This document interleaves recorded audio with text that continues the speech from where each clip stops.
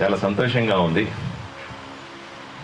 మిమ్మల్ందరినీ కూడా ఎమ్మెల్యేగా ప్రభుత్వం వైపు నుంచి అధికారికంగా కలవడానికి నాకు మీరు సమయం ఇచ్చినందుకు మీకు అందరికీ కూడా ధన్యవాదాలు తెలుపుకుంటాను. పెద్దలు చెప్పారు, ఒక పార్టీ నాయకుడిగా, ఎమ్మెల్యే అభ్యర్థిగా ఒకసారి నేను నా ఆలోచనలు పంచుకోవడానికి కొంతమంది ముందు నేను కలుస్తానండి అని నేనే టైం తీసుకున్నాను. రత్నం గారని నా స్నేహితుడు. రత్నం గారు నేను చిన్నప్పటి స్నేహితులం, ప్రయాణం చేస్తున్నవాడు. అతను బాగా చావు దాకా వెళ్ళి, ఆ కరోనా సమయంలో పూర్తిగా చావు దాకా వెళ్ళి బయటపడ్డ వ్యక్తి. ఆ సమయంలో అతన్ని కాపాడుకోవడానికి మేము చేసిన ప్రయత్నం దేవుడు విని ఆయన్ని మళ్ళీ ప్రాణాలతో బతికించాడు.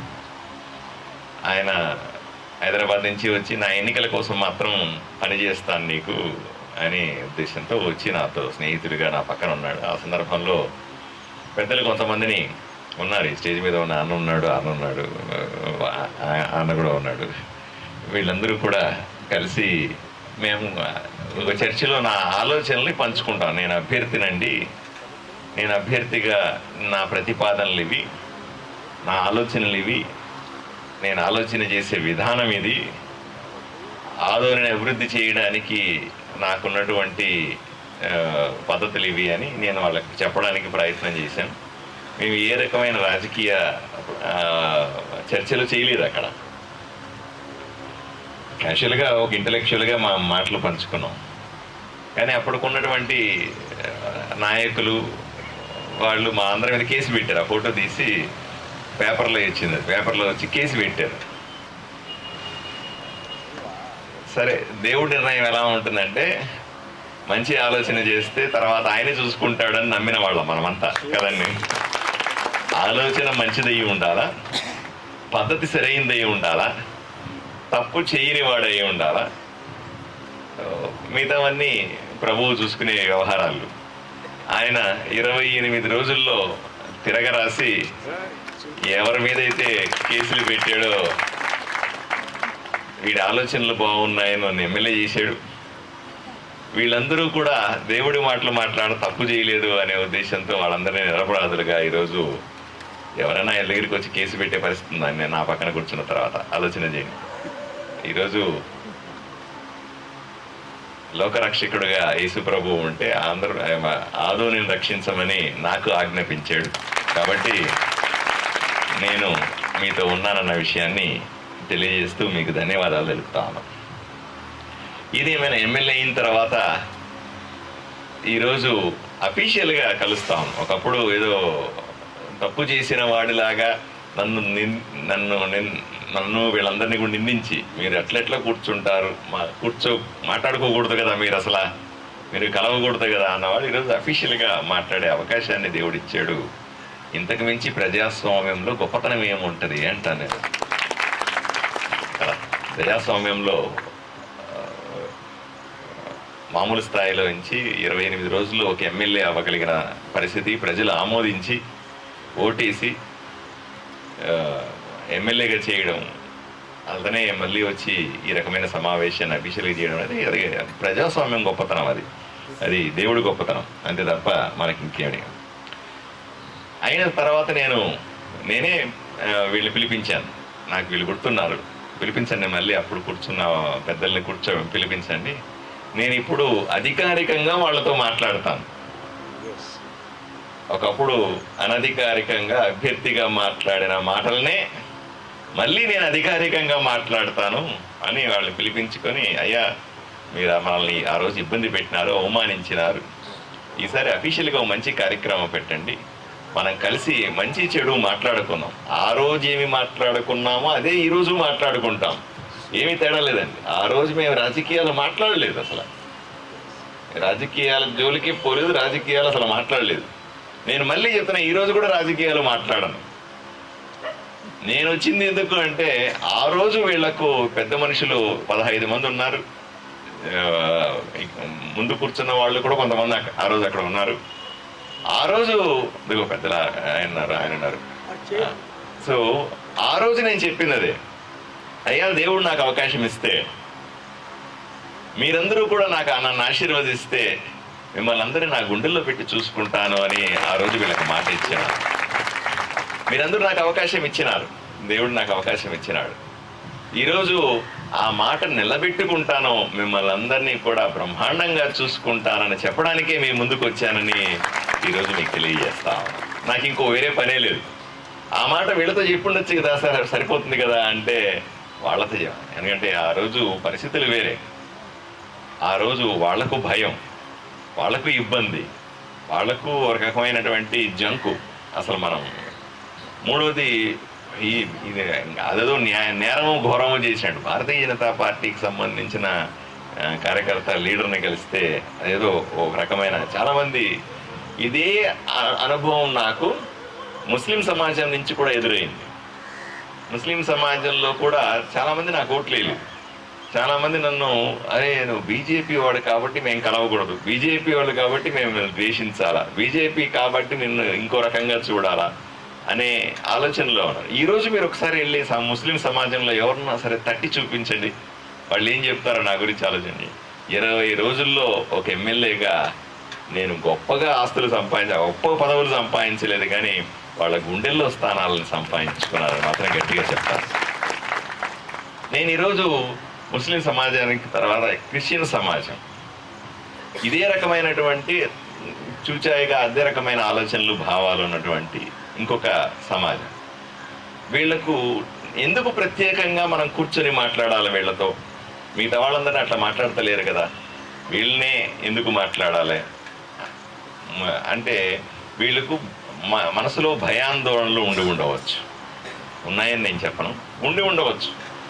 ఆలోచనలు కలుస్తాయా లేదా అనే భావన కూడా ఉండవచ్చు. లేదా తక్కువ సంఖ్యలో ఉన్నటువంటి మైనారిటీలైనటువంటి లేదా ఈ చర్చిల్లో మనం ప్రార్థన చేసే వాళ్ళకి ఈ భారతీయ జనతా పార్టీ ఆ సిద్ధాంతం వ్యతిరేకిస్తుందేమో అనే ఆలోచన ఉండవచ్చు. ఇవన్నీ పటాపంచలు చేయాలి. ఇవన్నీ నిజం కాదు. పార్టీలకు అతీతంగా, పదవులకు అతీతంగా, హోదాలకు అతీతంగా డాక్టర్ పార్థసారథి అనే వ్యక్తి క్రైస్తవ సమాజాన్ని రక్షించుకోవడానికి వచ్చినాడని చెప్పడమే నా ఉద్దేశమని మేము అందరికీ చెప్తా ఉన్నాం. అయ్యా మీరందరూ కూడా పెద్దలు, దైవ సేవకులు అని చెప్పచ్చు, పాస్టర్లు అనొచ్చు, లేదా క్రైస్తవ సంఘాలు నడిపే వాళ్ళు అనొచ్చు, క్రైస్తవ సమాజానికి తద్వారా ప్రజలకు మంచి చేసే ఆలోచనలు ఉన్నవాళ్ళు అనొచ్చు. రకరకాల హోదాల్లో మీరంతా ఉన్నారు. మీరంతా కూడా సమాజానికి ఏదో ఒక రూపంలో సేవ చేస్తూ ఉన్నారు. సమాజానికి సేవ చేసే సందర్భంలో ఒక ప్రభుత్వ ప్రతినిధిగా ఈరోజు ఆదోనికి ప్రథమ పౌరుడిని నేను. ప్రభుత్వం వైపు నుంచి ఎమ్మెల్యేగా మీ ముందు నిలబడి ఉన్నాను, మీతో కలిసి ప్రయాణం చేస్తా ఉన్నాను. ఈ సమాజాన్ని రక్షించుకోవాల్సిన బాధ్యత. కేవలం రక్షించుకోవడం అంటే ఎలా రక్షిస్తారండి అంటే సమాజంలో అంతా మంచి ఉండదు, సైతాను ఉంటారని మీకు కూడా తెలుసు. సమాజంలో అంతా మంచిగా ఉంటే యేసు ప్రభువుకి ఆ కష్టం ఎందుకు వచ్చింది? అప్పుడు సైతాన్లు ఉన్నారు, ఇప్పుడే సైతాన్లు ఉన్నారా లేదు సార్? సో వీళ్ళ వైపు నుంచి ఎవరో ఒకరు వీళ్ళని రక్షించుకుంటూ ఉండాల్సిన తక్షణ అవసరం. నేను అందుకనే ఈ సభాముఖంగా పెద్దల సమక్షంలో మీకందరికీ కూడా క్రైస్తవ సమాజానికి హామీ ఇస్తా ఉన్నాను. మీకు కానీ, మీకు వ్యక్తిగతంగా కానీ, మీ కుటుంబాలకు కానీ, మీ సమాజానికి కానీ, మీ చర్చిలకు కానీ, మీ స్కూళ్ళకు కానీ, మీ సేవా కార్యక్రమాలకు కానీ, మీ సంస్థలకు కానీ ఏ చిన్న పెద్ద కష్టం వచ్చినా సరే పూర్తి స్థాయిలో మిమ్మల్ని కాపాడుకుంటానని మీకు హామీ ఇస్తా ఉన్నాను. ఎవ్వరూ కూడా ఎటువంటి ఇబ్బంది పడకుండా. చాలామంది నేను చెప్పాను, నన్ను కలవాలంటే అపాయింట్మెంట్ అవసరం లేదు, నన్ను కలవాలంటే పెద్ద రికమెండేషన్లు అక్కర్లేదు, నన్ను కలవాలంటే పెద్దగా ఇబ్బంది పడాల్సిన అవసరం లేదు. ఎవరికి ఏ కష్టం వచ్చినా సరే నేరుగా నన్ను కలిసి వాళ్ళ కష్టాన్ని తీర్చుకోగలిగే అవకాశం ఉంది అనే విషయాన్ని మీకందరికీ మీ ద్వారా క్రైస్తవ సమాజానికి నేను చెప్తా ఉన్నా. ఇక పెద్దలు చెప్పారు, బెనర్జీ గారు చెప్పారు, రాజులకి సూచనలు చెప్పారు. నేను బెనర్జీ గారికి ఒక చిన్న కరెక్షన్ మాత్రమే చేస్తాను. అయ్యా, దయచేసి నన్ను ఎవరూ కూడా క్రైస్తవ సమాజం కానీ ఆదోనిలో ఉన్నటువంటి ఎవరూ కూడా రాజుగా చూడొద్దండి, కేవలం మీ సేవకుడిగా చూడమని మిమ్మల్ని అందరినీ చేతులెత్తి వేడుకుంటాం. నేను రాజును కానే కాదు. రాజు అంటే ఆ రాజులు పోయినారు. మీరందరూ కూడా మాకు రాజులు వద్దు అని నాకు ఓటేశారు. ఈ ఊరికి రాజుకి అక్కర్లేదండి, మాకు ఒక సేవకుడు కావాలి, ప్రభువు పంపించిన సేవకుడు కావాలని మీరంతా కోరుకొని నాకు ఓటేశారు. మళ్ళీ నేను రాజును అన్నాను అనుకోండి, మొత్తం తిరగబడుతుంది. కాబట్టి దయచేసి నన్ను సేవకుడుగా మాత్రమే ఉంచేయండి. ఎట్టి పరిస్థితుల్లో కూడా నన్ను ఆ రకంగా చూడొద్దని బెనర్జీ గారికి, అలాగే సమాజం మొత్తానికి, పెద్దలకి అందరికీ కూడా నేను తెలియజేస్తా ఉన్నాను.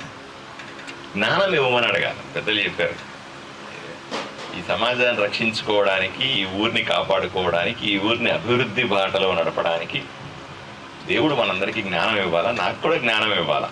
నన్ను నిజంగానే దేవుడు ఆదేశించకపోతే మిమ్మల్ని కలవాలన్న కోరిక నాకెందుకు వస్తుంది? ఆలోచన చేయండి. నేను ప్రతిపాదన చేసి నేను కలుస్తానండి అని చెప్పే ఆలోచన నాకెలా, ఎవరు పంపించారు కదా? పొద్దున్న లేసి రాత్రి దాకా ఏదో హడావిడిలో గందరగోళాల్లో. ఇప్పుడు నేను అక్కడ ఉంటాను, R&B దగ్గర ఉంటాను.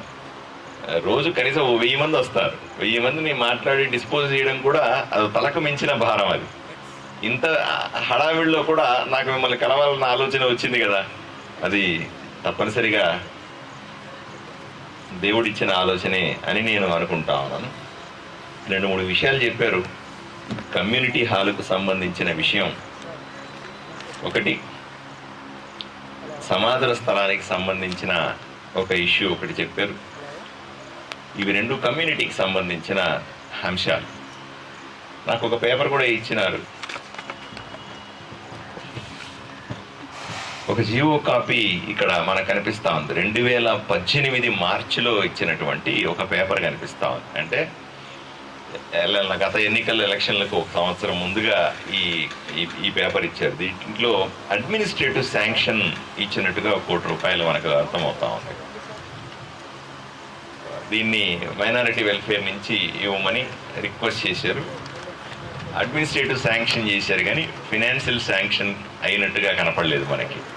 అంటే డబ్బులు ఇవ్వడానికి నేను సిద్ధం అని చెప్పారు తప్ప డబ్బులు ఇస్తున్నానని చెప్పినట్టుగా ఇట్లా కనపడలేదు. అటువంటి పేపర్ నా దగ్గర ఏమీ లేదు. కాబట్టి 2018 ఇప్పుడు తీయమంటే నాకు తీస్తారా లేదా అనే విషయాన్ని కూడా నేను వెరిఫై చేసుకోవాల్సి ఉంది. ఇప్పుడున్న పరిస్థితుల్లో నిన్న నేను ఈద్గాకి వెళ్ళానండి. ఈద్గా అంటే ముస్లిమ్స్ సంబంధించినటువంటి వాళ్ళకు సంబంధించిన ఒక హాల్, వాళ్ళకి సంబంధించిన యాక్టివిటీ, గోడ కట్టడానికి వెళ్ళాను. వాళ్ళు కూడా ఇటువంటి నాకు పేపర్ ఇచ్చారు. ₹2,90,00,000 విలువ చేసేటువంటి శాంక్షన్ చూపించారు. ₹1 విడుదల కాలేదు. అమ్మ, మీకు తెలియంది ఏముంది, రాజకీయాలు ఎలా ఉంటాయంటే వాళ్ళు పోతే వీళ్ళు పోతే వాళ్ళు అన్నట్టుగా, వాళ్ళు చేసింది మేం చేసింది వాళ్ళు చేయాలన్నట్టుగా విచిత్రమైన రాజకీయ పరిస్థితి. నాకు అటువంటి ఆలోచనలు లేకపోయినప్పటికీ కూడా ఇవన్నీ కూడా 2018 జీవోని వీళ్ళు ఇప్పుడు తీసుకొని దీనికి ఫినాన్షియల్ శాంక్షన్ ఇస్తారా అన్నది క్రాస్ చెక్ చేయాల్సిన అవసరం ఉంది. ప్రభుత్వాలు మారినప్పుడల్లా మళ్ళీ రెడ్డి గారు వచ్చి మొదలుపెట్టారన్నట్టుగా మళ్ళీ మొదలు పెట్టమంటారా, లేదా ఈ పేపర్ బేస్ చేసుకొని ₹1,00,00,000 శాంక్షన్ చేసేస్తారా అని నేను సీఎం గారిని తప్పనిసరిగా అడుగుతాను. ఏమంటే ఇదే పేపర్ మీద ముందుకెళ్తామా, లేదా పేపర్ ఏమైనా మార్చాల్సిన అవసరం ఉందా అని. నిజంగా ఆయన దీని మీదే ముందుకెళ్తానని అనే అవకాశాలు తక్కువ ఉన్నాయి. బట్ ఎనీహౌ నేను అడిగి ఆయన దీంట్లోనే ముందుకెళ్తానంటే దీన్నే ఆయన దగ్గర సంతకానికి పెడతాను. తర్వాత ఆ ఫైల్ని ఫైనాన్షియల్ క్లియరెన్స్ కోసం నేనే దగ్గర ఉండి, ఎందుకంటే పయ్యావలి కేశవ్ గారు ఫైనాన్స్ మినిస్టరు, అనంతపూర్ జిల్లా ఆయన, సత్యసాయి జిల్లా ఆయన ఇబ్బంది ఏం లేదు, సన్నిహితుడే. ఆయన అడిగి ఆ ₹1,00,00,000 ఎలా తీసుకొచ్చి మీ చేతుల్లో పెట్టాలని ఆలోచన చేస్తాను. ఇన్ కేస్ లేదు మళ్ళీ మొదటి నుంచి ఈ ప్రాసెస్ చేయంటే మళ్ళీ మీ దగ్గరికి వెనక్కి వచ్చి మళ్ళీ ఇక్కడ ఈ ప్లానింగ్లు, ఈ స్కెచ్లు, ఇవి ఫైల్ తయారు చేసుకుని మళ్ళీ వీలైనంత స్పీడ్గా ఈ కార్యక్రమం ఎలా చేయాలన్న విషయాన్ని తప్పనిసరిగా నేను ముందుకు తీసుకెళ్తానని మీకు హామీ ఇస్తా ఉన్నాను. సమాధుల స్థలానికి సంబంధించిన కోరిక కోరారు కానీ నాకు ఎక్కడ పేపర్లు ఇన్ఫర్మేషన్ ఇవ్వలేదు. దానికి ఏదైనా ఉంటే నాకు దయచేసి ఇవ్వాల్సిందిగా ఆ పనికి కూడా ముందుకెళ్తానని చెప్తా ఉన్నాను. ఇక రెండో విషయానికి వస్తే పాస్టర్లకు సంబంధించిన కోరికలు చెప్పారు. పాస్టర్లకు ఇళ్ల పట్టాలు అంటే ఒక క్రైస్తవ కాలనీలో లేదా పాస్టర్స్కి సంబంధించిన ఒక కాలనీ ఇవ్వాలి. దయచేసి మీరు నాకు రిక్విజిషన్ ఇవ్వండి. సోమవారం గ్రీవెన్స్ సెల్ ఉంటుంది. ఇప్పుడు కూడా నేను అక్కడి నుంచే వస్తున్నాను సార్. పొద్దున 10 గంటల నుంచి 1 గంట దాకా అక్కడే ఉంటాను నేను. ఆర్డీఓ గారు ఉంటారు, అన్ని డిపార్ట్మెంట్లకు సంబంధించిన ఆఫీసర్లు అక్కడ ఉంటారు, హౌసింగ్ వాళ్ళు కూడా అక్కడే ఉంటారు. మీరు ఏదో ఒక సోమవారం వచ్చి మీ అసోసియేషన్ తరఫున నాకు ఒక కాలనీ ఏర్పాటు చేసుకోవడానికి స్థలాన్ని కేటాయించండి అని రిప్రజెంటేషన్ ఇస్తే నేను దాన్ని వెంటనే రెవెన్యూలో మూవ్ చేసి ఎక్కడ అనువైన స్థలం ఉంది అన్నదాన్ని అంచనా వేస్తారు. ప్రభుత్వ స్థలం ఉంటే తప్పనిసరిగా ఉచితంగా ఇప్పిస్తాను.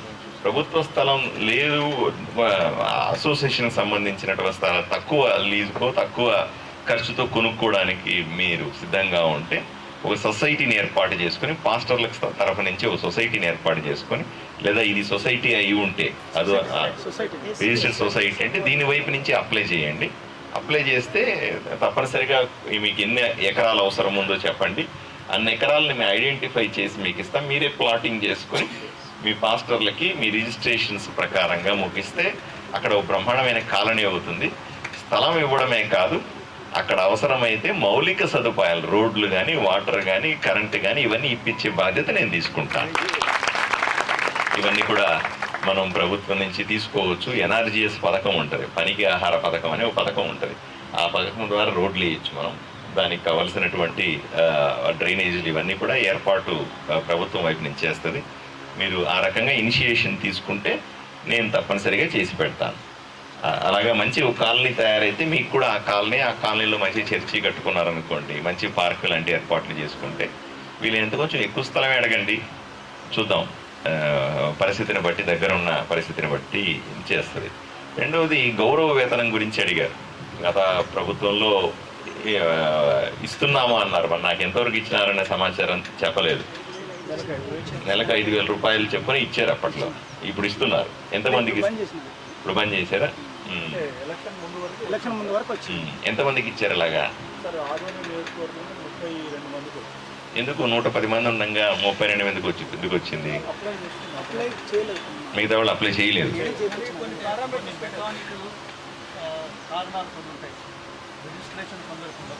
టెక్నికల్ రీజన్స్లో పోయి ఉంటాయి మీద.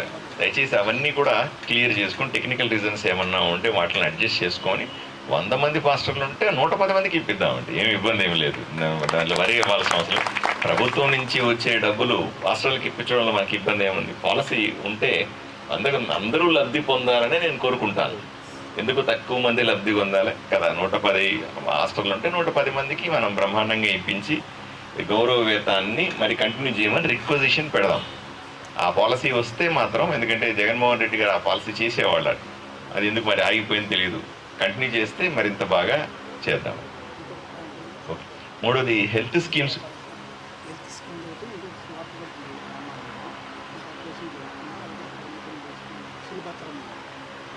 అలాగే సార్, హెల్త్ స్కీమ్స్ గురించి అడుగుతున్నారు పెద్దలు. తప్పనిసరిగా పాస్టర్లు వాళ్ళ కుటుంబాలకి నేను చాలాసార్లు మన పత్రికా విలేకరులకి కూడా ఇటువంటి స్కీమ్స్ కావాలి, ఇటువంటి పట్టాలు ఉండాలి, వాళ్ళకు హెల్త్ స్కీమ్స్ ఉండాలని పోరాడుతూ ఉన్నాను. ఆ రకంగా కూడా నేను రిక్వెస్ట్ చేస్తున్నాను గవర్నమెంట్కి. సో ఎవరెవరైతే అసోసియేషన్స్ ఉంటాయో ప్రజలకు సేవ చేసే ఇటువంటి కార్యక్రమాలు, మీరైతేనేమి ఈ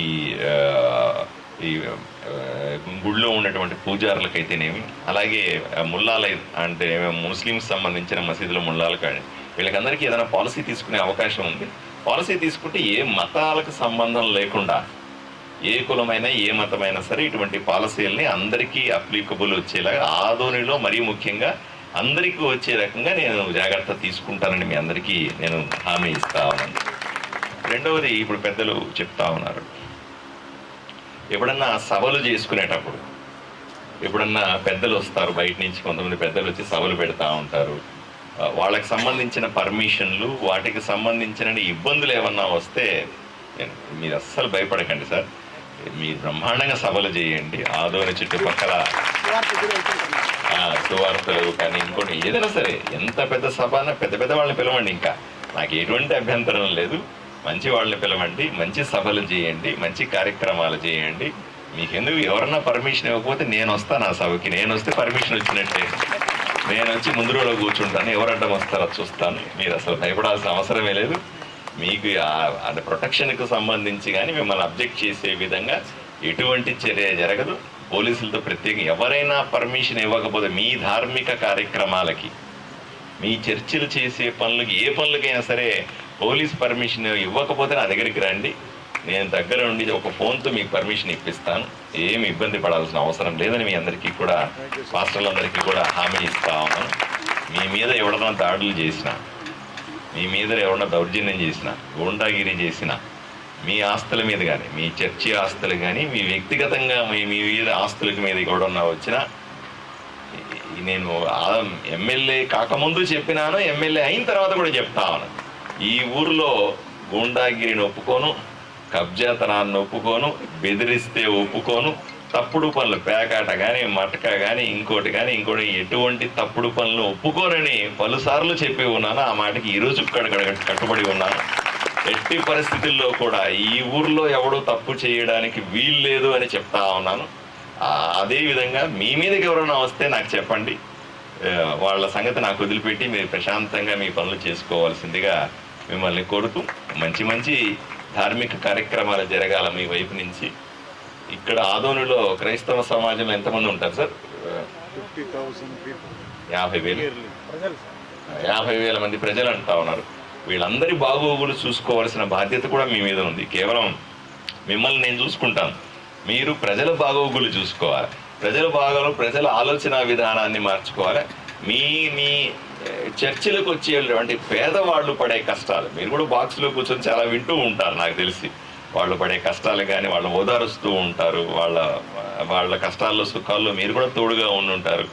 నిజంగానే పేదవాడికి సాయం చేసే విషయంలో మీ చర్చిలకు వచ్చి మీ దగ్గరికి ఎవరన్నా రిక్వెజిషన్ వస్తే తప్పనిసరిగా వాళ్ళు నా దగ్గర తీసుకురండి. పేదవాళ్ళందరికీ న్యాయం జరగాల.